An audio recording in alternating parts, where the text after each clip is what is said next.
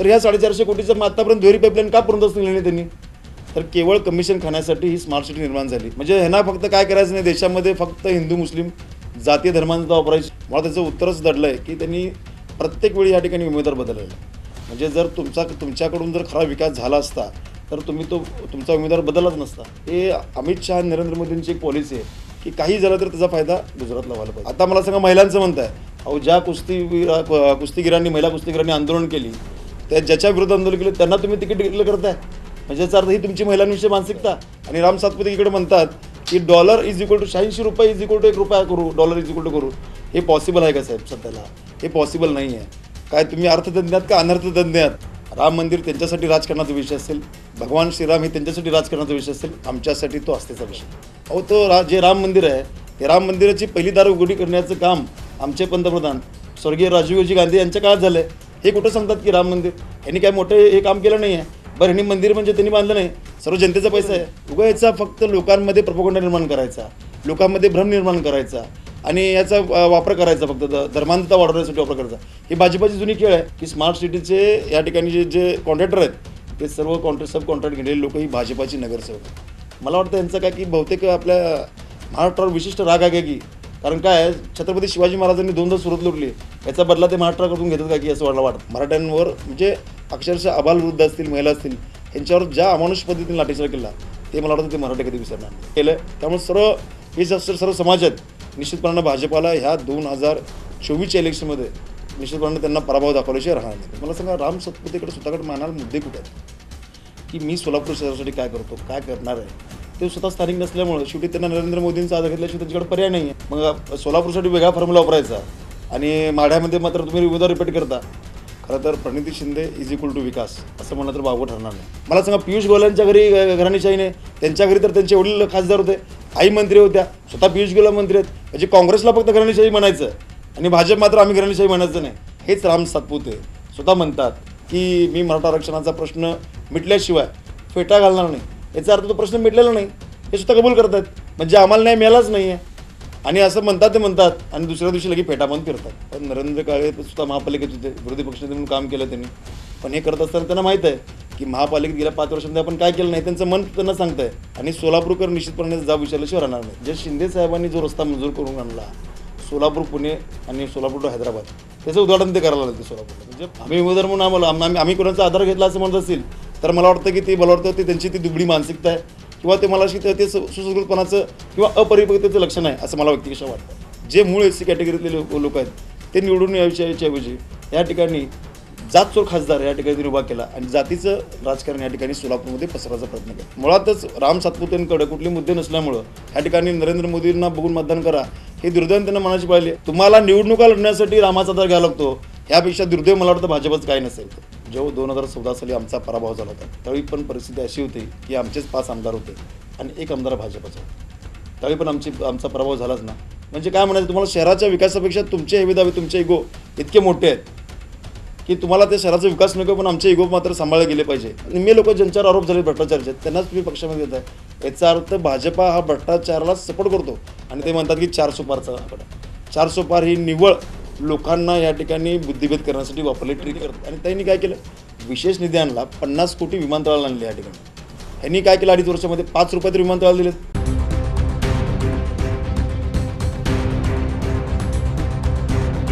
दर्शक नमस्कार, बोला बेधडक या कार्यक्रमामध्ये आपणा सर्वांचं स्वागत. देशभरात लोकसभा निवडणुकीचा माहोल आता चांगलाच तापलेला आहे, चांगलाच रंगात आलेला आहे.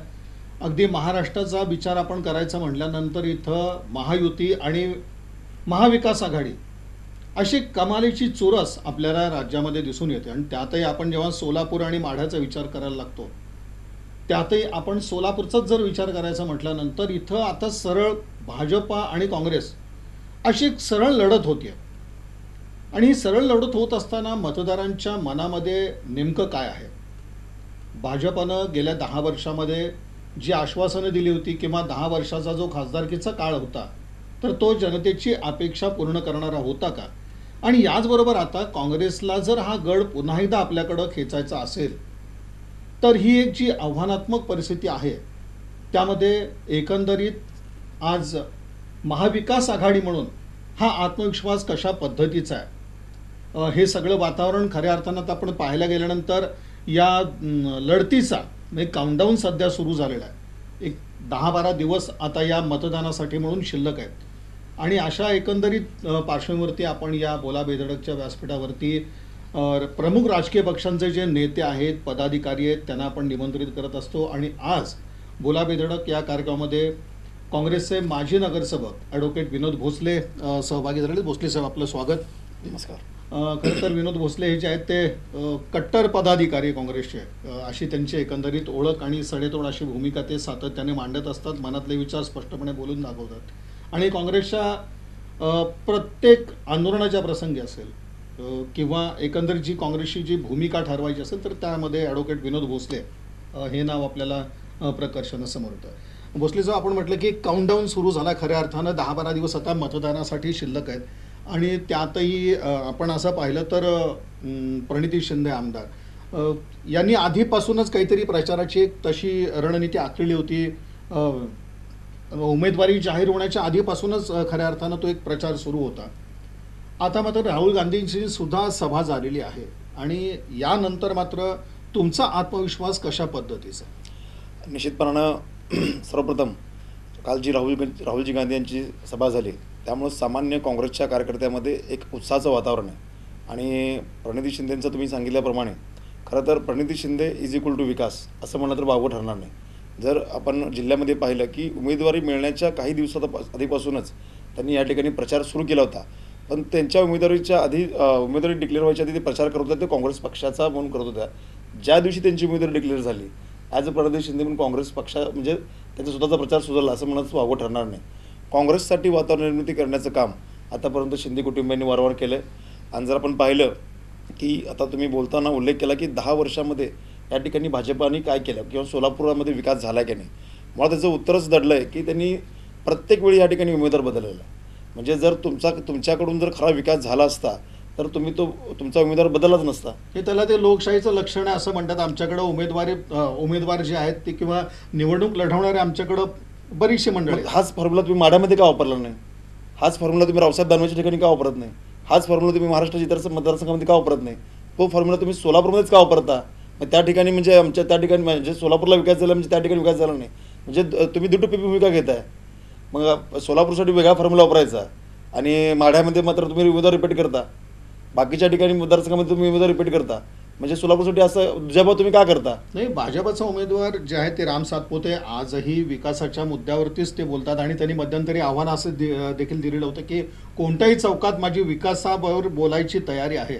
आणि गेल्या 10 वर्षामध्ये आता आपण शहराध्यक्ष नरेंद्र काळे इथं आलेले होते, त्यांनी देखील एक विकासाचा पाढा वाचला की इतके कोट्यवधी रुपयांची कामं आम्ही सोलापुरात केली. मला तर त्यांचं खरं हसू येतं आहे की त्यांचे म्हणजे काही स्टेटमेंट त्यांची वाचले, त्यांचं डॉलरचं स्टेटमेंट असेल, त्यांना 40,000 कोटी स्टेटमेंट. 40,000 कोटी कशाला म्हणतात मला सांगा? देशामध्ये 7 राज्य अशी आहेत की त्यांचं बजेटच 20,000-25,000 कोटीचं पुढचं नाही. म्हणजे तुम्ही एखाद्या राज्याच्या तुलनेत सोलापूरचा विकास केला आहे? तुम्हाला दिसतो का विकास? 40,000 कोटी रुपये एका वर्षात आम्ही आणलो असं म्हणतात. म्हणजे मला हे कळतच नाही की सोलापूरली जनतेला ते दूध खुल्या समजतात काय, जनतेला त्यांनी गृहीत धरलं की काय असं मला वाटतं आहे. आणि राम सातपुते इकडे म्हणतात की $= इज इक्वल टू 86 रुपये इज इक्वल टू $1 करू, $= इज इक्वल टू करू. हे पॉसिबल आहे का साहेब? सध्याला हे पॉसिबल नाही आहे. काय तुम्ही अर्थतज्ञ आहात का अनर्थतज्ञ आहात हेच मला कळत नाही. म्हणजे काही म्हणजे त्यांना एक लागण लागली आहे की देशामध्ये नरेंद्र मोदी ज्या वेगाने फेकतात त्याच वेगाने त्यांचे अनुयायी या ठिकाणी फेकतात. खरं तर ही लोकसभेची इलेक्शन आहे. ह्या आपण जर पाहिलं वास्तविक पाहता, थोडंसं मी तुम्हाला वेगळ्या पद्धतीने सांगतो. जर लोकसभेच्या अनुषंगाने जर आपलं राष्ट्रीय स्तरावर जर पाहिलं, राज्य स्तरावर पाहिलं आणि सोलापूरला जर पाहिलं तर तिन्ही ठिकाणी भाजप हे अपयशी होताना पण बघितलं. गेल्या 10 वर्षामध्ये नरेंद्र मोदी सत्तेवर आहेत. नरेंद्र मोदींच्या कार्यकालामध्ये त्यांनी काय केलं आहे तर मला सांगा, युवकांना त्यांनी म्हटलं होतं 2014ला ते सत्तेवर आले, युवकांना 2 कोटी रोजगार देऊ, दरवर्षी 2 कोटी रोजगार देऊ असं म्हटले, महिलांना सुरक्षा देऊ म्हटले, आमच्या शेतकरी बांधवांना त्यांनी MSMEचं दिलं की मिनिमम सपोर्ट प्राईस आम्ही देऊ. मला सांगा, जर शेतकऱ्यांना जर ते सीमेवर अडत असतील, सीमेवर त्यांनी खेळ रोखण्याचं काम केलं. हरियाणा आणि पंजाब शेतकऱ्यांनी या ठिकाणी ते रोखण्याचं काम केलं. म्हणजे ते शेतकरी भारतातले आहेत का परदेशातले आहेत? पाकिस्तान शेतकरी आहेत का ते? हा प्रश्न आम्हाला पडतो आहे. आता मला सांगा, महिलांचं म्हणताय, अहो ज्या कुस्तीगिरांनी महिला कुस्तीगिरांनी आंदोलन केली, ज्याच्या विरोधात आंदोलन केलं त्यांना तुम्ही तिकीट डिक्लेअर करताय. म्हणजे याचा अर्थ ही तुमची महिलांविषयी मानसिकता, म्हणजे तुम्ही मागायचं. भोसले साहेब, या सगळ्या गोष्टी समोर असतात, पण याचबरोबर म्हणजे 370चा जो मुद्दा आहे तो आहे, CAA आहे, यानंतर सर्वात आता अलीकडे जर आपली प्रभावी मुद्दा जर भाजपकडे आपण म्हणायचं तर राम मंदिराचा मुद्दा आहे. त्यात याचबरोबर भ्रष्टाचारी नसलेलं सरकार असा देखील एक प्रचार भाजपकडनं करण्यात येतो. तुम्ही मग आता अशा सगळ्या मुद्द्यांवरती भाजप लढवत आहे निवडणूक. आता हे मुद्दे तुमच्या कसे खोडू तुमच्या प्रत्येक मुद्द्यावर मेन पहिला मुद्दा तुम्ही म्हटल्याप्रमाणे 370चा जो म्हणत होता, ज्या जोशाने त्यांनी 370 कलम हटवलं, मला सांगा त्यांना वाटत होतं की 370 कलम हटवल्यानंतर आपले काही लोक म्हणजे त्यावेळी असं होतं की त्या कलमामध्ये अशी एक तरतूद होती की भारतातला कुठलाही नागरिक जम्मू काश्मीरमध्ये जाऊन जमीन खरेदी करू शकत नाही. म्हणजे मला सांगा, हे कलम हटवल्यापासून किती लोकांनी त्या ठिकाणी जाऊन जमिनी खरेदी केली, किती ठिकाणी त्या ठिकाणी लोकांनी ते उद्योग उभा केले? कोणी केलं नाही. उगा याचा फक्त लोकांमध्ये प्रपोगंडा निर्माण करायचा, लोकांमध्ये भ्रम निर्माण करायचा आणि याचा वापर करायचा, फक्त धर्मांधता वाढवण्यासाठी वापर करायचा. ही भाजपाची जुनी खेळ आहे. घराणेशाहीचा सुद्धा मुद्दा उपस्थित होतो. मग आम्हालाच घराणेशाही का या ठिकाणी लादली जाते? मला सांगा, बीडमध्ये घराणेशाही नाही आहे तर खडसेंचं ते आहे. आता खडसे आता BJPत जाणार आहेत, त्यांच्या घरामध्ये घराणेशाही नाही. महाजनांच्या घरामध्ये घराणेशाही नाही आहे. मला सांगा, पियुष गोयलांच्या घरी घराणेशाही नाही. त्यांच्या घरी तर त्यांचे वडील खासदार होते, आई मंत्री होत्या, स्वतः पियुष गोयल मंत्री आहेत. म्हणजे काँग्रेसला फक्त घराणेशाही म्हणायचं आणि भाजप मात्र आम्ही घराणेशाही म्हणायचं नाही. मी तुम्हाला सांगतोय, भाजप हा प्रत्येक वेळी दुटप्पीपणाची भूमिका राबवतो. लक्षात ठेवा, आतापर्यंत भाजपाने ज्या गोष्टीला आतापर्यंत विरोध केला आहे त्यानंतर ते त्याला मान्य करावं लागलं आहे. पंतप्रधान या ठिकाणी राजीव गांधी असताना कॉम्प्युटरायझेशनला विरोध केला, त्याच भाजपाला नंतर कॉम्प्युटर या ठिकाणी त्याचा सपोर्ट करावा लागला. त्यानंतर अणुकराराला त्यांनी विरोध केला. नंतर सत्तेवर आल्यानंतर अणुकरार किती गरजेचं होता त्यांना नंतर कळालं. आधार कार्ड सर्वात तुम्हाला महत्त्वाचं सांगतो, नरेंद्र मोदींनी या ठिकाणी आधार कार्डला विरोध केलेला व्हिडिओ क्लिप्स या ठिकाणी आहेत. मला सांगा, ज्या आधार कार्डला तुम्ही विरोध केला त्याच आधार कार्डाचा आधार तुम्हाला या ठिकाणी योजना राबवण्यासाठी घ्यायची पाळलेली तुमच्यावर. म्हणजे याचा अर्थ काय? केवळ विरोधाला विरोध करायचा, कुठल्याही मुद्द्याला विकासाच्या दृष्टिकोनातून पाहायचं नाही. ही भाजपाची जुनी रणनीती आहे. तुम्ही दुसरा मुद्दा, एक मिनिट, तुम्ही CAAचं म्हटलात. साहेब, भारतीय घटना जी आहे, राज्यघटना आपली लिहिली आहे, ती कुठल्याही धर्मावर आधारित नाही आहे. मला सांगा, काही ते असं CAAच्या माध्यमातून सांगतात की राज्यातील म्हणजे परदेशातील भारतीय नागरिक कायदा सांगतात की त्यामध्ये असं आलं की काही विशिष्ट जातींना त्यांनी या ठिकाणी कव्हर केलं आहे. खरं तर मला सांगा, घटना ही सर्वांना समान आहे. घटनेमध्ये आपण कुठल्याही प्रकारचं या ठिकाणी धर्म, पंथ, जात याला कुठलाही थारा देत नाही. याचा अर्थ तुम्ही भारतीय घटनेच्या विरोधात जो मूळ गाभा आहे, तो मूळ ढाचा आहे, त्या ढाच्याला हलवण्याचं काम तुम्ही या ठिकाणी CAAच्या माध्यमातून तुम्ही करतात. त्याला आमचा विरोध आहे. म्हणजे ह्यांना फक्त काय करायचं नाही, देशामध्ये फक्त हिंदू मुस्लिम जातीय धर्मांचा वापरायची. मला सांगा, महिलांविषयी म्हणतात, मणिपूरमध्ये महिलांचे त्या ठिकाणी अत्याचार करण्यात आला, त्यावेळी हे कुठं होते पंतप्रधान? साधे त्यांनी पंतप्रधान या ठिकाणी स्वतःहून या ठिकाणी काही शब्दही बोलले नाहीत, संसदेमध्ये त्यांनी काय बोलले नाहीत. अहो, हे सर्व गोष्टी आहेत ना ह्यांच्या, हे तुम्हाला सांगतो, यांचं दाखवायचं वेगळं आणि करायचं वेगळं आहे. नाही, पण याचबरोबर याच व्यासपीठावरती भाजपचे शहराध्यक्ष नरेंद्र काळे आले होते आणि ते बोलताना सहज म्हणजे राम मंदिराचा मुद्दा किती जोरदारपणे मांडला जातो, तर त्यांनी सांगितलं की सोलापुरात काँग्रेसला रामनवमी दिवशी आपल्या प्रचाराचा शुभारंभ करावा लागला आणि ती तयारी काँग्रेसने रामनवमीचा दिवस त्यासाठी त्यांनी निवडला, यातच आमचा विजय असं ते म्हणून गेले होते. राम म्हणजे काय त्यांची स्वतःची जागिरी नाही. राम मंदिर त्यांच्यासाठी राजकारणाचा विषय असेल, भगवान श्रीराम हे त्यांच्यासाठी राजकारणाचा विषय असेल, आमच्यासाठी तो आस्थेचा विषय. मुळात सांगतो, भारतीय संस्कृती, आता मी स्वतः वारकरी परंपरेतून येतो. माझ्या आजोबा सहित पंजोबा असतील, हे सर्व माळकरी होते. आम्ही पहिल्यापासून रामकृष्ण हरी असं जप करतो. ते काय मालक नाहीत रामांचे? रामाचे मालक ते एकटे आहेत का भाजपवाले रामाचे मालक आहेत? अहो, जे राम मंदिर आहे, ते राम मंदिराची पहिली दार उघडी करण्याचं काम आमचे पंतप्रधान स्वर्गीय राजीवजी गांधी यांच्या काळात झालं आहे. हे कुठं सांगतात की राम मंदिर? ह्यांनी काय मोठं हे काम केलं नाही आहे. बरं, ह्यांनी मंदिर म्हणजे त्यांनी बांधलं नाही, सर्व जनतेचा पैसा आहे, सर्व भारतातील प्रत्येक नागरिकांनी दिलं आहे. आणि त्यामुळं रामाचं राजकारण ते करत असतील, ह्यापेक्षा दुर्दैवी गोष्ट काय? तुम्हाला निवडणुका लढण्यासाठी रामाचा आधार घ्यावा लागतो, ह्यापेक्षा दुर्दैव मला वाटतं भाजपचं काय नसेल. आणि हे स्वतः रामाचं उदात्तीकरण करतात. परंतु यांचं मला सांगा, ह्यांच्या ज्या पाठीमागं नाव घ्यायचं रामायचं, पण मागं मात्र प्रवृत्तींची नथुरामाचे. ज्या महात्मा गांधींचा त्यांनी खून केला ते नथुराम ते होते, तुम्हाला माहिती असेल. शेवटी महात्मा गांधींनी मरतानासुद्धा हे राम म्हणून वाक्य वापरलं आहे. म्हणजे याच्यापेक्षा तर आमची एवढी मोठी आस्था नसेल. त्यामुळे त्यांच्यासाठी राजकारणाचा विषय असेल, काँग्रेससाठी, आमच्यासाठी राम मंदिर हा केवळ आमच्यासाठी आस्थेचा विषय, श्रद्धेचा विषय. त्यामुळे काय राम त्यांच्या एकट्याची मालकी असेल तर त्यांचा तो गैरसमज असेल. आणि शुभारंभ कुठला करायचा, रामनवमीचा करायचा, हे तुम्ही कोण ठरवणार? आम्ही उमेदवार म्हणून आम्ही कोणाचा आधार घेतला असं म्हणत असेल तर मला वाटतं की ते त्यांची ती दुबळी मानसिकता आहे, किंवा ते मला ते सुसंस्कृतपणाचं किंवा अपरिपक्वतेचं लक्षण आहे असं मला व्यक्तिशः वाटतं आहे. भोसले साहेब, चित्र असं रंगवण्यात येतं किंवा मुद्दा असाही मांडण्यात येतो मतदारांसमोर की ही जी लढाई आहे ती लढाई स्थानिक अशी नाही आहे. म्हणजे आता आपण इथं सोलापूरचा विचार करायचा म्हणलं तर राम सातपुते विरुद्ध प्रणिती शिंदे अशी ही लढाई नाही आहे. ही लढाई नरेंद्र मोदी विरुद्ध राहुल गांधी असाच सामना आहे. इंडिया आघाडी विरुद्ध NDA असाच सामना आहे. आणि त्यातही जोरदारपणे असंच म्हणलं जातं की मोदींविरुद्ध राहुल गांधी असा सामना आहे. यापैकी तुम्ही कुणाला निवडणार असं एक मतदारांना आव्हान करण्यात येतं. याचा काही प्रभाव पडेल का याच्यावर? कसं आहे आता त्यामागे पण गिमिक आहे. त्यामागे कसं होतं की जेव्हा म्हणजे सरळपणे असंच सामना म्हणजे आपण असं राज्यामध्ये नाही असाच नाही नाही, प्रचार होतो. असं राज्यामध्ये असा प्रचार त्यांना करायची पाळी का आली? कारण की ते स्वतः नरेंद्र मोदींना ते स्टार प्रचारक समजतात. मला सांगा, राम सातपुतेकडे स्वतःकडे मानायला मुद्दे कुठे आहेत की मी सोलापूर शहरासाठी काय करतो, काय करणार आहे? ते स्वतः स्थानिक नसल्यामुळं शेवटी त्यांना नरेंद्र मोदींचा आधार घेतल्याशिवाय त्यांच्याकडे पर्याय नाही आहे. आम्ही राहुल गांधींच्या याच्यावर पण वोट मागतोयच, परंतु आमचा उमेदवार इतका सक्षम आहे. गेल्या 15 वर्षात त्यांनी केलेली कामं असतील, ज्या 15 वर्षामध्ये त्यांनी उपस्थित केलेले विधानसभेत उपस्थित केलेले प्रश्न असतील, विविध समस्या सोडवण्याचा त्यांनी प्रामाणिकपणे प्रयत्न केला असेल, विविध आंदोलन विरोधी पक्षाचे म्हणून केले असेल, त्याच्या आधारावर आम्ही मतं मागतोय. मुळातच राम सातपुतेंकडे कुठले मुद्दे नसल्यामुळं ह्या ठिकाणी नरेंद्र मोदींना बघून मतदान करा हे दुर्दैवाने त्यांना मनाची पाळले. बरं, नरेंद्र मोदींना जर बघून मतदान करत असेल तर एक सामान्य नागरिक म्हणून आमचे पण काही प्रश्न नरेंद्र मोदींना आहेत. नरेंद्र मोदी जे म्हणतात की महागाई हटू म्हणले, आज महागाई हटली का? गॅस दर आज काय चाललेत? या ठिकाणी बाकीचे भाजीपालाचे दर काय असतील? शेतकऱ्यांची आज अवस्था काय? मला सांगा, निर्यात बंदी करता तुम्ही एका ठिकाणी कांद्याची, आणि कांद्याचे या ठिकाणी सर भाव पडलेले दिसून येतात तुमच्याकडं. म्हणजे कुठल्याही एकाही याच्यावर आघाडीवर हे सरकार यशस्वी झालं आहे असं मला वाटत नाही. त्यामुळे नरेंद्र मोदीचं तुम्ही नाव घ्या किंवा राम सातपुतेंना घ्या, जनता मात्र यांना यावेळी घरी बसल्याशिवाय राहणार नाही. त्यामुळं त्यांचे सर्व दार जेव्हा बंद होतात मग ते द्वेषाचं राजकारण चालू करतात. निश्चितपणानं मला वाटतं की तुमच्या कॅमेऱ्याच्या मधून सांगू इच्छितो की द्वेषाचं राजकारण नाही, कुठं तर बॅक एंडला त्यांचं चालू आहे असं मला वाटतं.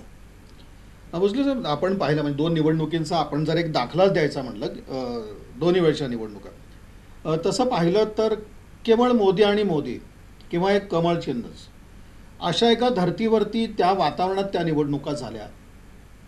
यावेळेला अशी परिस्थिती नसेल का? निश्चितपणानं तशी परिस्थिती नाही आहे. कारण की आपण जर पाहिलं 2014 कारण ही लाट आहे नाहीये, नाही, अजून कुठल्या गोष्टीचा याचा अंदाज तसा समोर येत नाही. 2014 निश्चितपणानं लाट होती हे मान्यच करायला पाहिजे. कारण काय होतं की त्यावेळी जर पण पाहिलं की सर्व म्हणजे देशामध्ये एक मोदी लाट आली होती, काँग्रेस 10 वर्ष सत्तेत होती, एक अँटी इन्कम्बन्सी तयार झाली होती. परंतु 2019ला मात्र वंचित बहुजन आघाडीचा उमेदवार असेल आणि त्यात जे ते वोट डिवाईड झालं त्यात आमचा पराभव झाला. आणि भाजपाने त्यावेळी काय केलं की महाराजांचं कार्ड काढलं, महाराजांना उभं केलं आणि ह्या ठिकाणी जातीयतेचं राजकारण त्यांनी ह्या ठिकाणी करण्याचा प्रयत्न केला. मुळातच मला सांगा, ज्या खासदारांना जे आपण निवडून आलेत त्यांना खोटा बनावट दाखला देऊन या ठिकाणी उभा करण्यात येतं सोलापूरमध्ये, की सरळ कोर्टांनी त्यांना 420 त्यांच्यावर FIR केली आहे. म्हणजे ह्यापेक्षा सोलापूरचं दुर्दैव काय? मी तर म्हणेन की खऱ्या SC समाजावर अन्याय करण्याचं काम भाजपाने मागच्या 2019च्या इलेक्शनला केलं. जे मूळ SC कॅटेगरीतले लोक आहेत ते निवडून यायच्याऐवजी या ठिकाणी जातचोर खासदार या ठिकाणी त्यांनी उभा केला आणि जातीचं राजकारण या ठिकाणी सोलापूरमध्ये पसरवायचा प्रयत्न केला. म्हणजे तुम्हाला काय कर, निवडणुका जिंकण्यासाठी कुठलंही तंत्र तुम्ही अवलंबताय. मग त्यावेळी मोदीची लाट नव्हती, आता तर यावेळी तर निश्चितपणानं मोदींची लाट नाही असं एक मला या ठिकाणी वाटतं. म्हणजे स्थानिक प्रश्नाकडे येताना स्मार्ट सिटीचा एक उल्लेख करण्यात येतो आणि विकास याच्यावरती जेव्हा चर्चा होते तेव्हा स्मार्ट सिटीचा मुद्दा हा पहिल्यांदा निघतो की स्मार्ट सिटीसारखी योजना आम्ही शहरात राबवली. मतदारांना ही स्मार्ट सिटीची जी योजना आहे ती आकृष्ट करू शकते का? स्मार्ट सिटी मला वाटतं की हे स्मार्ट सिटी म्हणावं का नाही, आता खरं तर म्हणजे तुम्ही महानगरपालिकेशी निगडीत आहात. निगडीत होतो. आता तुम्ही बरंच केलं, हा मुद्दा उपस्थित केला. जर आपण जर एकंदर पाहिलं की स्मार्ट सिटीच्या माध्यमातून किती प्रकल्प पूर्णत्वास गेलेत याची माहिती आपण या ठिकाणी घ्यायला पाहिजे. तर मला वाटतं की कोणताही प्रकल्प त्यांच्याकडून परिपूर्ण असं झाला नाही. ते जे म्हणतात की स्मार्ट सिटी ही सिटी नाही आहे, ABD एरिया आहे, एरिया बेस्ड डेव्हलपमेंट असा प्रकार आहे. त्यामध्ये फक्त 3च वॉर्डामध्ये विकास झाला. हा सुद्धा त्यांचा मुद्दा तोच आहे की हा ABD एरिया ठरवलाय तो काँग्रेसच्याच लोकांनी ठरवला. जेव्हा इथं काँग्रेसची महापालिकेत सत्ता होती तेव्हा तो ABD एरिया नक्की झाला. नाही, ABD एरिया ठरवला म्हणजे काय ठरवला की ABD करताना त्यांची कमिटी आहे सेंट्रल गव्हर्नमेंटची, त्या कमिटीत येते आणि ते सांगते की आम्हाला हा असा एरिया हवा आहे. आम्ही म्हणत नाही, आम्ही पूर्ण सोलापूर शहर घेतलं असतं ना. जर आमच्याकडे असलं असतं तर आम्ही एखादा वार्ड कशाला घेतला असता? मला सांगा, एखादा 3 वार्ड म्हणजे सोलापूर शहर आहे का? बरं, ही परिस्थिती फक्त सोलापूरमध्ये नाही आहे. जिथे ते स्मार्ट सिटी आहे त्या स्मार्ट सिटीमध्ये जावा, त्यांनी प्रत्येक ठिकाणी ABD एरिया त्यांनी डिसाईड केला आहे आणि त्यांना जो वाढतो तोच एरिया त्यांनी डिसाईड केलेला आहे. आता मला सांगा, आता स्मार्ट सिटी आता माझा स्वतःचा प्रभाग येतो आहे. आपण जर पाहिलं तर कुठलंही काम पूर्णत्वास त्यांनी त्या ठिकाणी नेलेलं नाही आहे. खरं तर स्मार्ट सिटी हा मी म्हणतो की स्मार्ट सिटीचा प्रोजेक्ट हा काही लोकांना स्टेडियम पूर्ण झालं म्हणायचं. स्टेडियम ही त्यांची कदाचित एक उपलब्धी असेल, एखादा अधिकारी, ते पण मी आता काही अधिकाऱ्यांचं नाव घेऊ इच्छितो. अविनाश ढाकणे साहेब आहेत. अविनाश ढाकणे साहेबांनी अतिशय चांगलं काम त्याचा पुरेपूर फायदा करण्यासाठी घेतला. पण जेव्हा विषय रस्त्यांवर आला, रस्ते करण्यावर आला, तर भ्रष्टाचाराचा अड्डा ही स्मार्ट सिटी झाली. मला सांगा, स्मार्ट सिटीच्या माध्यमातून 200 कोटी रुपये आपण दिले दुहेरी पाईपलाईनसाठी, 250 कोटी आम्ही दिले NTPCने, असे 450 कोटी रुपये आमचेच असल्यासारखे आहेत थोडक्यात ते. तर ह्या 450 कोटीचं आतापर्यंत दुहेरी पाईपलाईन का पूर्णच निघाली त्यांनी? तर केवळ कमिशन खाण्यासाठी ही स्मार्ट सिटी निर्माण झाली. आणि जर कमिशन खाण्यामुळे यांचे सर्वांचे भांडणं झाले. आणि दुर्दैव असं सरकार यांचं, आणि हे सर्वजण निवेदन देतात भाजपाचे लोक, की स्मार्ट सिटीच्या जी कामाची चौकशी झाली पाहिजे. मी तुमच्या कॅमेऱ्यासमोर निश्चितपणानं सांगू इच्छितो की स्मार्ट सिटीचे या ठिकाणी जे कॉन्ट्रॅक्टर आहेत, ते सर्व सब कॉन्ट्रॅक्ट घेतलेले लोक ही भाजपाची नगरसेवक आहेत. निश्चितपणानं त्यामध्ये भ्रष्टाचाराचा तो अड्डा त्या ठिकाणी स्मार्ट सिटी झाली आहे. त्यामुळं सोलापूर शहराचा विकास झाला नाही. खरं तर स्मार्ट सिटीला डर्टी सिटी म्हणावी लागेल काय, अशी परिस्थिती सोलापूरमध्ये आज इथे. तुम्ही नागरिकांचे रिव्ह्यू घ्या, नागरिक सुद्धा सांगतील की आम्हाला या स्मार्ट सिटीतून काही मिळालं नाही. आता आमच्या इथं ड्रेनेज लाईन या ठिकाणी मोठी ड्रेनेज लाईन होती, ती छोटी ड्रेनेज लाईन केली. हे यांची स्मार्ट सिटी. म्हणजे नियोजन शून्य असा विकास म्हणायचा ना. निश्चितपणानं नियोजन शून्य विकास आहे. काही त्यातून झालं नाही साध्य. मैत्र म्हणून की दरवर्षी एवढी मोठी रक्कम येत असताना ह्या स्मार्ट सिटी, मला वाटतं की हे, आणि सर्वात महत्त्वाचं म्हणजे त्यात सांगायचा मुद्दा असा की त्यांनी अशी काही चेकलिस्ट टाकली त्यामध्ये, की त्यामध्ये फक्त गुजरातचे कॉन्ट्रॅक्टर्स क्वालिफाय झालेत. म्हणजे काही होऊ द्या राज्यामध्ये, म्हणजे देशामध्ये त्याचा फायदा गुजरातला मिळाला पाहिजे. हे अमित शहा नरेंद्र मोदींची एक पॉलिसी आहे की काही झालं तर त्याचा फायदा गुजरातला व्हायला पाहिजे. मला वाटतं यांचं काय की बहुतेक आपल्या महाराष्ट्रावर विशिष्ट राग आहे की, कारण काय, छत्रपती शिवाजी महाराजांनी 2दा सुरत लुटली, याचा बदला ते महाराष्ट्राकडून घेतात का की असं मला वाटतं आहे. कारण की वारंवार जे प्रोजेक्ट महाराष्ट्राकडे येतात ते त्या ठिकाणी ते सुरतला वळतात, गुजरातला वळतात. इंटरनॅशनल या ठिकाणी फायनान्शियल सेंटर आपल्या सोलापूर, आपलं मुंबईला नव्हतं, ते त्यांनी गुजरातला वळवलं. त्याचसोबत फॉक्सकॉनसारखा प्रकल्प या ठिकाणी गुजरातला वळवला. म्हणजे असे छोटे छोटे प्रकल्प या ठिकाणी सर्व गुजरातला वळतात. म्हणजे महाराष्ट्राविषयी असंच काही घडलं निश्चितपणानं. फक्त सोलापूरविषयी नाही तर संपूर्ण भारतातील स्मार्ट सिटी म्हणजे त्या लोकल फंड ज्या त्यांनी रिलीज केले होते, ते सर्व पैसे त्यांनी गुजरातकडे नेलेत असं मला वाटतं या ठिकाणी. भोसले सर, आता एकंदरीत आपण या मतदारसंघाचा विचार केला तर एक शहरमध्ये सोडलं तर 5ही विधानसभा मतदारसंघ हे सत्ताधारी पक्षाचे आहेत, महायुतीकडचे आहेत. अशा एका परिस्थितीमध्ये आज महाविकास आघाडीला विश्वास कशाच्या जोरावर वाटतोय असं? निश्चितपणानं 10 वर्षामध्ये जे त्यांचं अपयश आहे केंद्राचं. कारण अगदी शहरात सुद्धा आपण बघितलं तर शहर उत्तर जो बालेकिल्ला आहे भाजपचा, आणि दक्षिणमध्ये सुद्धा भाजपचेच आमदार आहेत.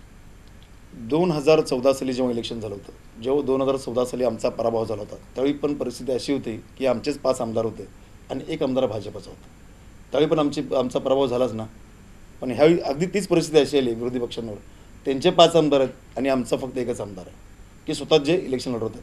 त्यामुळं काय 5 आमदारावर इलेक्शन असं होतं नाही आहे. हे इलेक्शन जनतेने हातात घेतलं आहे. त्यामुळं ही विकासाच्या मुद्द्यावर आपण इलेक्शन लढतो आहे आणि निश्चितपणानं ह्या विकासाच्या मुद्द्यावरच ह्या ठिकाणी आमचा उमेदवार निवडून येईल अशी आम्हाला खात्री आहे. कारण की महाविकास आघाडीमध्ये सर्व घटक पक्ष आहेत.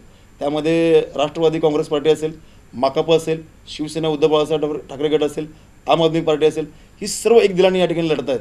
शिवसेनेचं स्वतःचं मतदार जेव्हा भाजपासोबत त्यांची 2014 साली युती होती, 2019 साली त्यांची युती होती. भाजपाच्या विजयामध्ये त्यांची काही मतं असतील की नाही, ती मतं निश्चितपणे आमच्याकडे वळणार आहेत.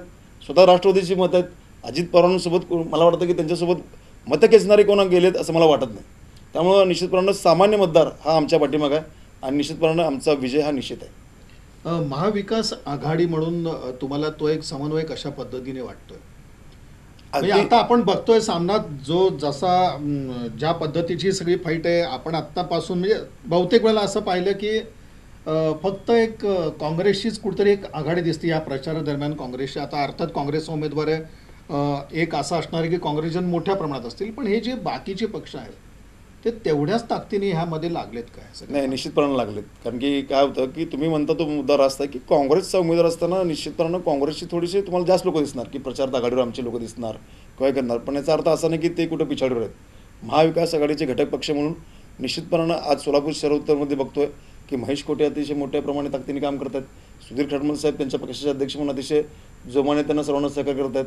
मनोहर सपाटे असतील, महेश गादेकर साहेब असतील, असे असंख्य नाव आहेत, म्हणजे मी कुणाचं नाव घेणार, पण सर्व पक्ष सर्व लोक असतील ही राष्ट्रवादीच्या माध्यमातून काम करतात. शिवसेनेमध्ये सर्व त्यांचे गणेश वानकर साहेब असतील, बर्डे साहेब असतील, या ठिकाणी अजय दासरी साहेब असतील, या ठिकाणी अमर पाटील असतील, ही सर्व मंडळी प्रचारात सक्रिय आहेत. ताईंसोबत सर्वजण दौऱ्यावर आहेत आणि आम आदमी पार्टीचे पण सर्व कार्यकर्ते आमच्यासोबत आहेत. स्वतः कॉम्रेड नरसिंह आडमांनी काल फार मोठी या ठिकाणी तुफान टोलेबाजी केली. स्वतः ते म्हणतात, कबूल झालेत की नरेंद्र मोदींनी आम्हाला घरं दिली नाहीत, ती घरं आम्ही आमच्या विचार आमच्या योजनेसाठी आम्ही घेतलीत.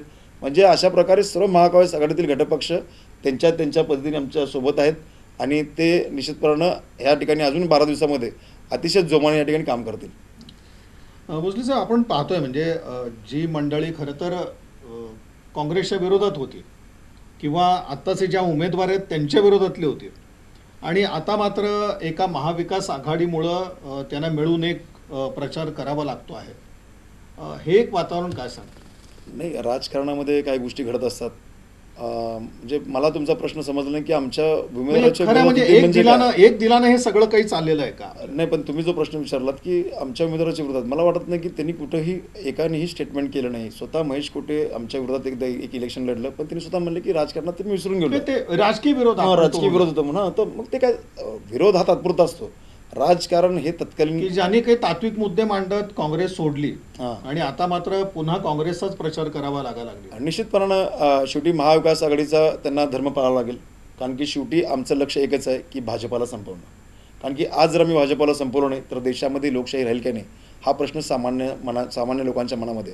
त्यामुळे मागं काय झालं, राजकारणामध्ये काही गोष्टी घडत असतात, त्या विसरून जाणं हेच मला वाटतं की एक लक्षण आहे की त्यावेळी तो विरोध विसरून जायचा आणि पुढे जायचं, हे पोक्तपणाचं लक्षण आहे असं मला वाटतं आणि त्या पद्धतीतून आमचा सर्वांचा प्रचार चालू आहे. भोसले साहेब, दिलीप माने माजी आमदार हे आता काँग्रेसमध्ये आहेत. त्याचबरोबर आपण पाहतो की महेश कोठे शहर उत्तरमधनं महाविकास आघाडीच्या विजयासाठी म्हणून मैदानात उतरलेले आहेत. तिकडनं आडम मास्तर असतील. हे जे सगळं बेरजेचं राजकारण काँग्रेसने जमवून आणलेलं आहे, त्याचा एक परिणाम कशा पद्धतीचा पाहता येतो? निश्चितपणानं ह्या जर दिलीप माने साहेब आलेत, महेश कोटे साहेब असतील आणि कॉम्रेड नरसिंह आडम असतील, ही सर्व जर मंडळी जर बघितली तर यांचा एक स्वतःचा एक बेस आहे, यांच्याकडे स्वतःचं एक मतांचं त्यांचं एक ठरलेलं हे आहे. म्हणजे दिलीप माने साहेब असतील हे निश्चितपणानं त्या भागात अनेक वर्षापासून काम करतात. महेश कोटे त्यांच्या समाजामध्ये अनेक वर्षापासून काम करतात. कॉम्रेड नरसिंह आडम हे कामगार चळवळीशी निगडीत आहेत. त्यांची स्वतःची त्यांनी एक वोट बँक म्हणायला हरकत नाही एक तयार केली आहे आणि ती सर्व आमच्या पाठीमागं लावतात. निश्चितपणानं त्याचा सकारात्मक परिणाम आमच्या महाविकास आघाडीला झाल्याशिवाय राहणार नाही असं मला वाटतं. उपमुख्यमंत्री फडणवीस यांनी सरळ या बाबतीत असं म्हणलं होतं की काँग्रेस नेतृत्वाने कुठेतरी या सगळ्या नेत्यांना नादाला लावलेलं आहे विधानसभा निवडणुकीच्या निमित्ताने पुढच्या. हे काही पटण्यासारखं वाटतं? नाही, देवेंद्र फडणवीस हे काय बुद्धिभेद म्हणजे करण्यामध्ये अगदी नादाला लावलं की विधानसभा निवडणुकीत आम्ही आहोत तुमच्यासोबत, अशा प्रकारचं काही वातावरण. कसं आहे, विधानसभेत काय होईल तो निर्णय त्यावेळी तो पक्ष घेईल आणि पक्ष तो निर्णय घेत असून देवेंद्र फडणवीसांना एक सवय आहे बुद्धिभेद करण्याची. खरं तर ते मोठे नेते, मी छोटासा कार्यकर्ता आहे, पण त्यांची ती नीती आहे त्यांची ती बुद्धिभेद करण्याची, त्या पद्धतीने करतात. पण ते त्यामध्ये यशस्वी होतील असं मला वाटत नाही, कारण की तो त्यांचा शेवटी त्यांना पराभव समोर दिसल्यानंतर ते शेवटी कसं फोडता येईल काय करतील ते बघतील. आणि विधानसभेचा निर्णय तो आमच्या पक्षीय स्तरावर होत असतो. आमची केंद्रीय समिती काम करते, राज्यस्तरीय काम करते आणि सर्व सोलापूरमध्ये आदरणीय शिंदेसाहेब आहेत, प्रणिते असतील, ते निर्णय घेतील आणि ते मान्य करतील अशी मला वाटतं, कारण की ती आमची संस्कृती तशी आहे. त्यामुळं मी म्हणजे देवेंद्र फडणवीस साहेबांच्या ह्याच्याकडे फक्त ते राजकीय दृष्टिकोनातून त्यांनी दिलेलं स्टेटमेंट असं आहे असं मला वाटतं. भोसले साहेब, जर एकंदरीत चित्र आपण हे सगळं पाहिलं, महाविकास आघाडी नेमके कोणते मुद्दे मतदारांसमोर आज मांडते? पहिला मुद्दा आमचा असा आहे की सोलापूर विषय म्हणजे स्थानिक जे प्रश्न आहेत, सर्वात महत्त्वाचा प्रश्न आहे की ज्या उद्देशाने ह्या ठिकाणी चिमणी पाडली. साहेब, चिमणी पाडल्यानंतर आम्ही 6 महिन्यामध्ये विमानसेवा करू, पण 6 महिने न्यायप्रविष्ट विषय होता असं म्हटलं जातं की चिमणी हा न्यायप्रविष्ट विषय आहे. बरं, न्यायप्रविष्ट भाजपाची कोणतीच भूमिका नव्हती. मग इतके वर्ष न्यायप्रविष्ट नव्हता, ह्यांनी पाडल्यानंतरच न्यायप्रविष्ट विषय होता. म्हणजे मी तुम्हाला अजून सांगतोय, भाजपा ज्यांच्या अंगावर जेव्हा त्यांच्या अंगावर काय येतं की लगेच ते दुसऱ्यावर ढकलून मोकळायचं हे त्यांचं. बरं, चिमणी पाडली, मग तुम्ही 6 महिन्यात ते विमान उडलं का? ह्या प्रश्न उत्तर तुम्ही देत नाही ना. ह्या प्रश्न उत्तर तुम्ही 6 महिन्यात विमानसेवा केली. उड्डाण योजनेचा समावेश 5 वर्षापूर्वी झाला होता. हे खासदार काय झोपा काढत होते का? आम्ही काँग्रेससारखी उद्घाटनं केली नाहीत असं शहर अध्यक्षांचं म्हणणं. मला तर त्यांचं हसू येत आहे की 2014 साली नरेंद्र मोदी पंतप्रधान झाले होते आणि सोलापूरमध्ये मला वाटतं देशातला पहिला कार्यक्रम त्यांनी सोलापुरात घेतला होता आणि तो कारण त्यांनी असं केलं. तर उदाहरणाचं कारण जे शिंदे साहेबांनी जो रस्ता मंजूर करून आणला सोलापूर पुणे आणि सोलापूर टू हैदराबाद, त्याचं उदाहरण ते करायला लागलं ते सोलापूरला. म्हणजे हे आमच्या चोरांचे उलटे बंब असं म्हणायला लागेल. म्हणजे आमच्या कामाचं उदाहरण करायला केलं तुम्हाला चालतं आहे. नरेंद्र मोदी काँग्रेसचं त्या ठिकाणी मनमोहन सिंग असताना देशातला सर्वात मोठा बोगदा त्यांनी त्या ठिकाणी काम केलं होतं, त्याचं उदाहरण केलं त्यांनी चालतं आहे. फक्त उलटं बोलायचं म्हणजे आम्ही केलेलं उदाहरण त्यांनी करतात. काय उदाहरण बरं, आम्ही कुठली उदाहरण केली ते तर सांगावं त्यांनी. एक बरं त्यांना प्रश्न विचारतो, आम्ही कुठलं असं उदाहरण केलं मी केलं आहे आणि ते उदाहरण काँग्रेसने केलं आहे. मुळातच 10 वर्ष आम्ही सत्तेत नव्हतोच. त्यातले मधल्या 2.5 वर्षामध्ये फक्त महाविकास आघाडीच्या माध्यमातून सत्तेत होतो. बाकीचे 7.5 वर्ष तेच सत्तेवर होते. आणि मुळात त्यांचा आरोप इतका चुकीचा आहे. विद्यमान आमदारांच्या 2.5 वर्षाच्या कार्यकाळात सुद्धा आता हिशोब मागितला जातोय. म्हणजे 2.5 वर्ष तुमची सत्ता होती महाविकास आघाडीची. 2.5 वर्षामध्ये या विद्यमान आमदारांनी कोणतं मोठं कार्य केलं सोलापूरसाठी मोठं कुठलं काम मी केलं? शहर मध्येच्या त्या आमदार होत्या, तर ते त्यांचं म्हणणं की आम्ही फार मागे जात नाही, मुळातच 2.5 वर्षाचं आम्हाला सांगा. मुळात काय आहे, 2.5 वर्षाचा तुमची सत्ता राज्यामध्ये 2.5 वर्षात सत्ता होती. मला सांगा की तुम्ही त्या आमदारांना 2.5 वर्षापूर्वी मर्यादित का करताय? 15 वर्षामध्ये त्यांनी इतकी कामं केली आहे की मुळात आता मला सांगा, ते उलट मी त्यांच्यावर आरोप करतो. आम्ही आणलेलं हॉस्पिटल ते उद्घाटन करत होते. 100 बेडचं हॉस्पिटल आम्ही आणलं होतं या ठिकाणी लहान मुलांसाठी. सिव्हिल हॉस्पिटल या ठिकाणी गुरुनानक चौकात आणलं आहे. ते प्रणित त्यांनी या ठिकाणी मंजूर केलं साहेब. महाराष्ट्रामध्ये 15 तत्कालीन मुख्यमंत्री पृथ्वीराज चव्हाण साहेब असताना या ठिकाणी आम्ही ते 15 हॉस्पिटलमध्ये सोलापूरचं नाव घातलं होतं. त्याचं उद्घाटन करायला लोक येतात आणि आम्हाला म्हणतात की तुम्ही उद्घाटन करताय म्हणून. म्हणजे आम्ही केलेल्या कामांचं या ठिकाणी ते करतात. आणि त्यांनी काय केलं, विशेष निधी आणला, 50 कोटी विमानतळाला आणले या ठिकाणी. ह्यांनी काय केलं, 2.5 वर्षामध्ये 5 रुपये तरी विमानतळाला दिलेत. सोलापूरची बस सेवा करून म्हणलेत. साधं त्यांना विमान सेवा सोलापूर चालू करून म्हणतात. 5 वर्ष सत्ता यांच्याकडे होती महापालिकेतली. 5 वर्षामध्ये साहेबांनी काय दिलेत? 5 वर्षामध्ये यांना साधं स्टँडिंग कमिटीचं चेअरमन या ठिकाणी करता आलं नाही. एकच स्टँडिंग कमिटीचं चेअरमन झाला फक्त 5 वर्षामध्ये. निवडणुका झाल्याच नाहीत स्थायी समितीच्या. मग कुणामुळे झालं नाही? पण न्याय मग किती न्यायालयाचं कारण देणार तुम्ही? सभागृह नेते पदासाठी तुम्ही तुमच्यामध्ये भांडणं करता. दररोज पाणी पुरवठा देऊ म्हणून सत्तेवर या ठिकाणी आलात. आज शहराची अवस्था काय? 8-8 दिवसाआड पाणी पुरवठा चालू आहे. म्हणजे त्यापेक्षा आम्ही बरं ना, उजनी महिन्यात असताना आम्ही त्या ठिकाणी 2 दिवसाआड पाणी दिलं होतं डबल पंपिंग करून. खास विशेष निधी त्यांनी मंजूर करून आणला होता. त्यासाठी खास डबल पंपिंग लगे एका दिवसात मंजूर करून येऊन पृथ्वीराज बाबा त्यावेळी CM होते, त्यावेळी आम्ही डबल पंपिंग करून 2 दिवसाआड आम्ही पाणी देत होतो. आणि हे काय सांगतात आम्हाला, सभागृह नेता होण्यासाठी सभागृहामध्ये मी स्वतः उपस्थित होतो. हे दोघं विषय असतात. ह्यांचे सभागृह, मी सभागृह नेता का तू सभागृह नेता, ह्यांची यावरून भांडणं आहेत. ह्यांचे 2 गट वेगवेगळ्या विषयावर या ठिकाणी सभागृह या ठिकाणी तहकूब करतात. मला दुर्दैव वाटतं की मी या सभागृहाचा सदस्य होतो. सभागृह मी जिथून सत्ता आली 2017 पासून, तर पहिल्या 50 पैकी 36 सभा ह्या तहकूब झाल्या. दुर्दैवी गोष्ट आहे. केवळ ह्यांच्या काही आर्थिक गोष्टीमुळे किंवा ह्यांच्या स्वतःच्या गटबाजीमुळे ह्या सर्व सभा तहकूब होतात. म्हणजे काय म्हणायचं तुम्हाला, शहराच्या विकासापेक्षा तुमचे हेवेदावे, तुमचे इगो इतके मोठे आहेत की तुम्हाला त्या शहराचा विकास नको, पण आमचे इगो मात्र सांभाळले गेले पाहिजे, अशी या भाजपच्या स्थानिक नेतृत्वाची या ठिकाणी दोन्ही. याचाही परिणाम भाजपला या निवडणुकीत भोगावे लागतील का? महापालिकेतला जो काही कारभार होता त्यावर तुम्ही जो म्हणताय तो निश्चितपणे भोगावा लागेल. काय सोलापूरची जनता काय दूध खुळी नाही आहे? आज पाण्याचा ज्वलंत प्रश्न आहे. काय लोक बोलतात का? काय कोण बोलायला तयार नाही. आज 2.5 वर्ष झालं या ठिकाणी, 2 वर्ष झालं इथं इलेक्शन्स लागत नाही आहेत. आता ह्यांनी पण 2.5 वर्ष सत्तेवर होते, त्यावेळी ते निरीक्षण का लावलं नाही सोलापूर महानगरपालिकेचं? लागलंच नाही. आता सरळ प्रशासनाचा कारभार आहे आणि त्यांना काम करण्याची यांची मानसिकताच नाही आहे. ह्यांना गटबाजीमध्ये इंटरेस्ट आहे. आता तुम्ही नरेंद्र काळेंचं नाव काढलं. नरेंद्र काळे संघटनेतून आलेले नेते आहेत. त्यांनी काम केलं आहे बऱ्यापैकी. त्यांनी विश्व हिंदू परिषदेचं काम केलं, सर्व गोष्टी केलेल्या आहेत. पण नरेंद्र काळे सुद्धा महापालिकेत होते, विरोधी पक्षनेते म्हणून काम केलं त्यांनी. पण हे करत असताना त्यांना माहीत आहे की महापालिकेत गेल्या 5 वर्षामध्ये आपण काय केलं नाही. त्यांचं मन त्यांना सांगतं आहे की निश्चितपणे त्यांना समोर जाताना त्यांना ह्या गोष्टी अवघड आहेत. आणि सोलापूरकर निश्चितपणे जाब विचारल्याशिवाय राहणार नाहीत. 2 लाख मतांनी राम सातपुते विजय होतील असा विश्वास त्यांनी व्यक्त केला. ते करतील ना. शेवटी प्रत्येक उमेदवार म्हणत असतो 4 जूनला जे उत्तर तुम्हाला निश्चितपणे मिळेल. मी आधी काय बोलणार नाही की आमचा एवढं मग सांगतो, आमच्याकडे आत्मविश्वास आहे, पण आमच्याकडं कॉन्फिडन्स आहे. अति आत्मविश्वास आमच्याकडे नाही आहे. भोसले साहेब, आता चर्चेत महत्त्वाचा एक मुद्दा तो राहिलेला आहे की मराठा आरक्षणाचा विषय आहे. तर हा मराठा आरक्षणाचा विषय लोकसभा निवडणुकीत किती प्रभावी ठरेल असं? निश्चितपणे मराठा आरक्षणाचा विषय, मराठा समाजामध्ये त्याविषयीची एक भावना कशा पद्धतीची आहे आणि प्रभाव किती पडेल या मुद्द्याचा? ग्रामीण भागामध्ये फिरताना याचा प्रभाव निश्चितपणे आपल्याला जाणवतो. केवळ तुम्ही मराठा आरक्षण म्हटलं तर पहिल्यांदा मराठा आरक्षणावर आपण बोलू. पहिल्यांदा की मराठा आरक्षणाचा विषय जेव्हा मनोज जरांगे पाटील उपोषणाला बसले होते, उपोषणाला बसताना त्यांना तारीख पे तारीख ह्यासाठी सरकारने दिली. आणि ते करत असताना सर्वात आधी तो लाठीचार्ज जो झाला, मला वाटतं की लाठीचार्ज अतिशय अमानुष पद्धतीनं, मला वाटतं जनरल डायरचं सरकार आहे की काय असे लोकांना वाटावं. ज्याप्रमाणे जालियन बागमध्ये हत्याकांड घडलं त्याप्रमाणे ते जालनामध्ये अंतरवली सराटीमध्ये मराठ्यांवर म्हणजे अक्षरशः आबालवृद्ध असतील, महिला असतील, ह्यांच्यावर ज्या अमानुष पद्धतीने लाठीचार्ज केला ते मला वाटतं ते मराठी कधी विसरणार नाही. आणि त्यानंतर आमच्याकडं जरांगे पाटील मुंबईकडे निघाल्यानंतर मुख्यमंत्री महोदय त्यांना म्हणतात की सगळे सोयीचं GR देऊ. 54 लाख नोंदी मराठ्यांच्या सापडलेत ओबीसीच्या. मग तुम्ही आम्हाला ओबीसी प्रमाणपत्र का देत नाही? 10% आरक्षण तुम्ही इकडे दिलं म्हणता. हेच राम सातपुते स्वतः म्हणतात की मी मराठा आरक्षणाचा प्रश्न मिटल्याशिवाय फेटा घालणार नाही. याचा अर्थ तो प्रश्न मिटलेला नाही हे स्वतः कबूल करतात. म्हणजे आम्हाला न्याय मिळालाच नाही आहे आणि असं म्हणतात ते म्हणतात आणि दुसऱ्या दिवशी लगेच फेटा पण फिरतात. म्हणजे काय यांचं मला कळत नाही. म्हणजे केवळ मतांसाठी राजकारण करायचं. म्हणजे अजूनही मराठा समाजाचा आरक्षणाचा प्रश्न सुटलेला नाही. त्यांचेच एक नेते म्हणतात की नाही तो न्यायप्रविष्ट विषय झाल्यामुळं ते राम सातपुतेंनी असं विधान केलं. हा कुठला न्यायप्रविष्ट विषय आहे? तुम्हाला 54 लाख नोंदी सापडल्या असताना सरळ सरळ या ठिकाणी तुम्हाला ते नोंदी द्यायला काय हरकत काय? सगळे सोयीचा GR द्यायला हरकत काय? म्हणजे सरळ सरळ तुम्ही यामध्ये राजकारण करताय. आणि मला सांगा धनगर समाजाचाही तो विषय आहे. हां तसं विषय. आणि SIT चौकशी मनोज जरांगे पाटलांची SIT चौकशी यांनी लागली. अहो ज्यांच्यावर ज्यांच्या आदेशाने हा लाठीचार्ज झाला त्यांची SIT चौकशी लावल. आमच्या मराठा समाजाचे नेते जरांगे पाटलांची तुम्ही चौकशी लावताय. म्हणजे हे काय?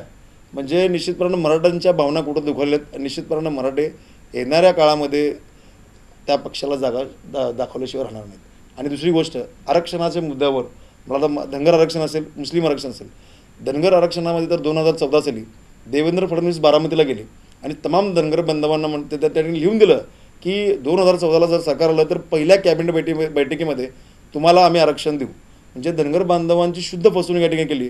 ते कॅबिनेटची मीटिंग कधी होती आहे, कधी झाली आहे कुणालाच कळलं नाही. म्हणजे पहिल्या कॅबिनेटमध्ये आपण देऊ म्हणतात आणि आम्हाला या ठिकाणी सांगतात की म्हणजे धनगर आरक्षण, धनगर समाजाला पण या ठिकाणी त्यांनी वेढ्यात काढण्याचं काम केलं. मुस्लिम आरक्षणाचं तर ते नाव काढत नाहीत. काँग्रेसने वास्तविक पद्धत पृथ्वीराज चव्हाण साहेबांनी मुख्यमंत्री असताना मुस्लिम आणि मराठा दोन्ही जातींना आरक्षण दिलं होतं. नंतर मात्र मुस्लिम समाजाचं आरक्षणाचं ते नावच काढलं नाही. म्हणजे ह्या समाजातील सर्व घटकांना त्यांनी या ठिकाणी कुठेतरी फसवण्याचं काम या ठिकाणी केलं. त्यामुळे सर्व समाज आहेत निश्चितपणे भाजपाला ह्या 2024च्या इलेक्शनमध्ये निश्चितपणे त्यांना पराभव दाखवल्याशिवाय राहणार नाहीत. भोसलेचा शेवटचा प्रश्न असा आहे की म्हणजे आपण थोडंसं म्हणजे साधारणपणे शहरी भागाचा काहीसा विचार करत असतो, पण ग्रामीण भागातलं मतदान महत्त्वाचं ठरणार आहे आणि तोच मुद्दा परत येतो की तिथं महायुतीचे सगळे आमदार आहेत. तिथलं वातावरण कशा पद्धतीचं आणि तो जो तुम्हाला विश्वास आहे तो कशाच्या आधारावरती आहे? मी आता ग्रामीण भागाचा विचार केला तर ते मतदान निर्णायक ठरणार आहे. तर आता ज्या जातींचा तुम्ही उल्लेख केला त्या जाती प्रामुख्याने या सोलापूर लोकसभेमध्ये आहेत. त्यामध्ये पहिली गोष्ट अशी आहे की तुम्ही म्हटल्याप्रमाणे सर्वात महत्त्वाचं जातीपातीपेक्षा ही सर्व ग्रामीण भागामध्ये शेतकरी बांधव आहेत. आणि शेतकरी बांधवामध्ये एक प्रकारची गेल्या 10 वर्षामध्ये ह्या मोदी सरकारने काहीही केलं नाही अशी एक भावना आहे. ते जे म्हणतात की आम्ही 6,000 रुपये आम्ही दिले, हे दिले, पण तुम्ही लक्षात घेतलं तर खतांचे भाव काय वाढले? खतांचे जर भाव जर मागच्या 2014च्या तुलनेत आणि आता जर पण पाहिले तर हे दुप्पट वाढलेत. त्याची सबसिडी त्यांनी कमी केली आहे. म्हणजे आमच्याकडनं लाखोने घ्यायचं आणि आम्हाला हजारोने द्यायचं. म्हणजे आम्हाला सर्व समाम शेतकरी बांधवांना तो कुठल्याही जातीचा सुद्धा ती फसवल्याची भावना झाली. एकीकडे कांदा ऐन जेव्हा पूर्ण कांदा मार्केटमध्ये येतो तेव्हा तुम्ही निर्यात बंदी करताय. याचा अर्थ काय करताय? तुम्ही या ठिकाणी आमचे सर्व भाव खाली उतरताय. म्हणजे आणि मिनिमम सेलिंग प्राईस की ज्या 2014 साली त्यांनी म्हणत की मिनिमम सपोर्ट प्राईस आम्ही देऊ, किमान भाव तुम्हाला देऊ. आज मला सांगा सरकारने सरळ सरळ ॲफिडेविट दिलं की सुप्रीम कोर्टामध्ये की आम्ही स्वामीनाथन आयोगाचा अहवाल स्वीकारू शकत नाही. म्हणजे सरळ सरळ तुम्ही शेतकऱ्यांना फसवलं आहे. शेतकरी काय एवढाही नाही आहे. शेतकऱ्यांना सुद्धा आता कळायला लागलं की आपल्याला फसवलं कोणी. त्यामुळे निश्चितपणे शेतकरी पण त्या ठिकाणी निश्चितपणे या सरकारला त्यांची जागा दाखवल्याशिवाय राहणार नाही. कुठलाही भावनिक मुद्दा नाही चालणार. भावनिक मुद्द्यापेक्षा मी काय म्हणतो प्रॅक्टिकली तुम्ही त्यांना फसवलं हे सिद्ध झालं आहे आणि लोकांनी भाजपाला पुरतं या ठिकाणी ओळखलं आहे. आपण जर पाहिलं की काही माध्यमातून शेतकऱ्यांच्या या ठिकाणी मुलाखती आपण ऐकतो यूट्यूबमध्ये किंवा माध्यमामध्ये, तर भाजपाच्या विरोधात एकंदरीत रोष या ठिकाणी निर्माण झाला आहे. आणि मुळातच भाजपाची रणनीती अशी आहे की ती कुठल्याही घटकाला त्यांनी गेल्या 10 वर्षामध्ये प्राधान्य त्यांनी दिलं नाही. फक्त मला वाटतं की त्यांनी 2 लोकांना मात्र त्यांनी निश्चितपणे सुखी ठेवलं आहे, एक अदानी आणि अंबानी. हे दोघं सोडून मला वाटतं की तिसरं कोण खुश आहे? मला वाटतं तिसरं आहे अमित शहाचे चिरंजीव जय शाह, एवढे मात्र खुश असतील. बाकीचे मात्र कुठलेही बांधव या ठिकाणी त्यांच्या कारभारावर खुश असतील असं मला तर एकंदर वाटत नाही. आणि ते म्हणतात की 400 पारचा आकडा. 400 पार ही निव्वळ लोकांना या ठिकाणी बुद्धिभेद करण्यासाठी वापरली ट्रिक आहे. जर यांच्याकडे 400 पार जर असल्याचं कॉन्फिडन्स असला असता तर महाराष्ट्रामध्ये फोडाफोडीचं राजकारण त्यांनी केलं नसतं. बाकीच्या ठिकाणी राज्यामध्ये आज देशामध्ये 2 राज्याचे मुख्यमंत्री जेलमध्ये आहेत. दिल्लीचे मुख्यमंत्री केजरीवाल, हेमंत सोरेन झारखंडचे मुख्यमंत्री. मला सांगा, तुमच्याकडे जर कॉन्फिडन्स जर होता 400 पारचा, तर अशा प्रकारचं राजकारण तुम्ही का केलं? मगाशी तुम्ही एक चांगला प्रश्न विचारला, हे सरकार भ्रष्टाचार करत नाही. हे सरकार भ्रष्टाचार कशा पद्धतीने करतं आहे? इलेक्ट्रल बॉन्ड्स म्हणजे हे सरकार काय करतं, ह्याच्या माध्यमातून खंडणीचं रॅकेट चालवतं काय की?